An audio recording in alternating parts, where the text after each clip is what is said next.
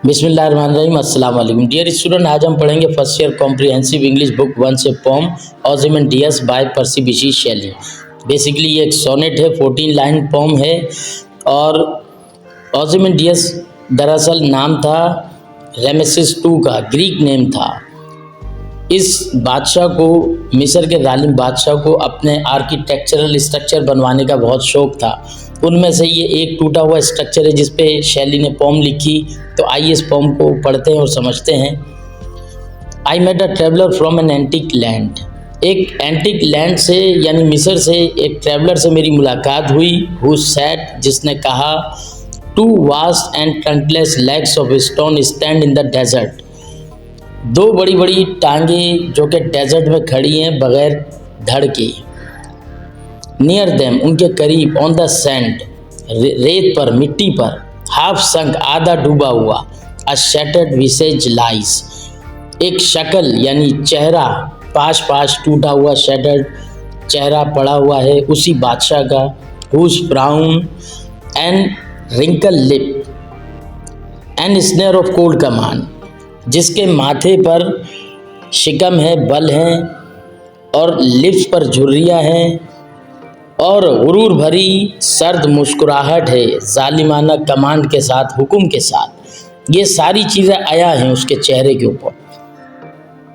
Tell that its sculptor well those passions read. ये तमाम चीज़ें बताती हैं कि उसके जो स्कल्प्टर है, जो संग तराश है, बहुत अच्छी तरह उसने उसको पढ़ा था बनाने से पहले।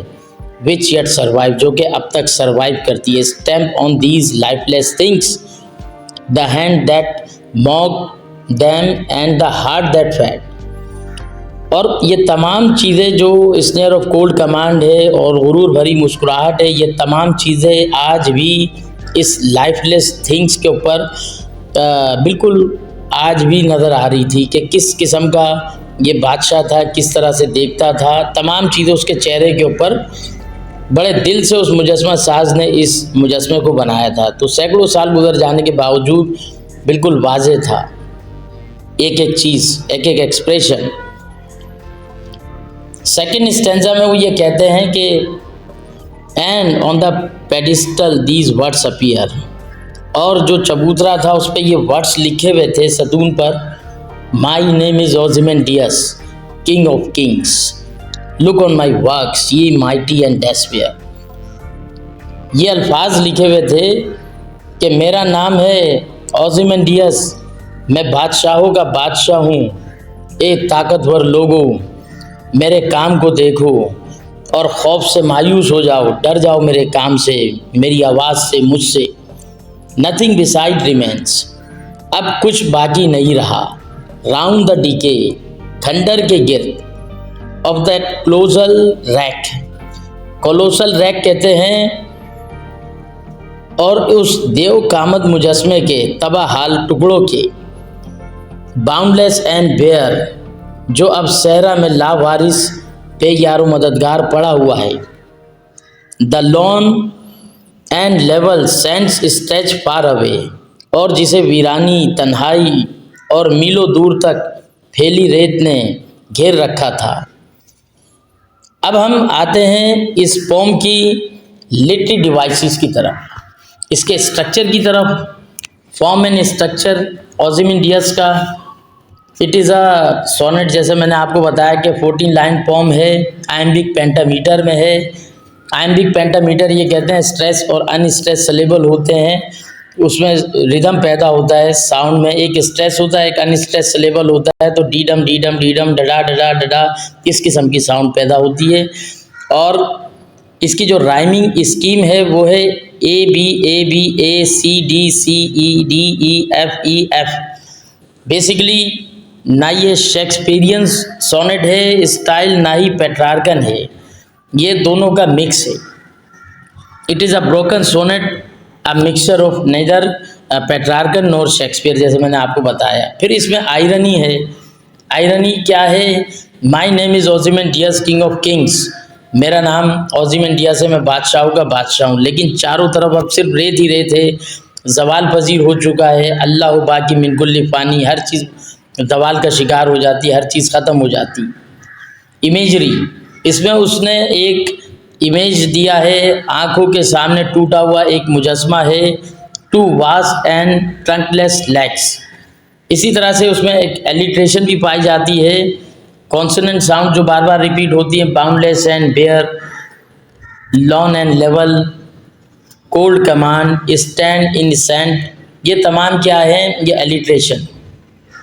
उसके बाद है एंजाइमेंट।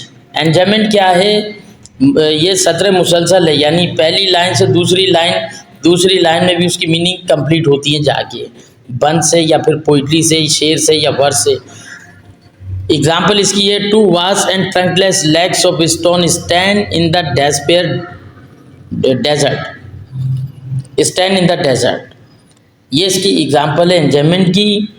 उसके बाद फ्रेम इसका ये है कि नैरेटिव है, नैरेटिव यानी एक किस्म की कहानी, स्टोरी टेलिंग इसमें आपको नजर आएगी इस पोम में।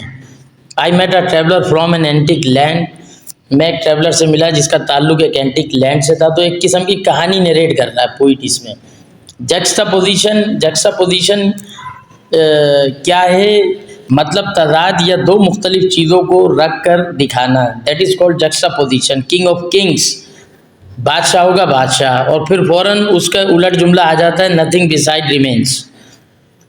फिर है सिनिकडकी जुज़े कुल को बोलते हैं, जब राइटर एक हिस्से का नाम लेकर पूरी मंजरकशी करे, जैसे हैंड है, स्कल्प्टर, हार्ट, ये तमाम चीज़ें रिप्रेजेंट करती हैं ओzymandias को।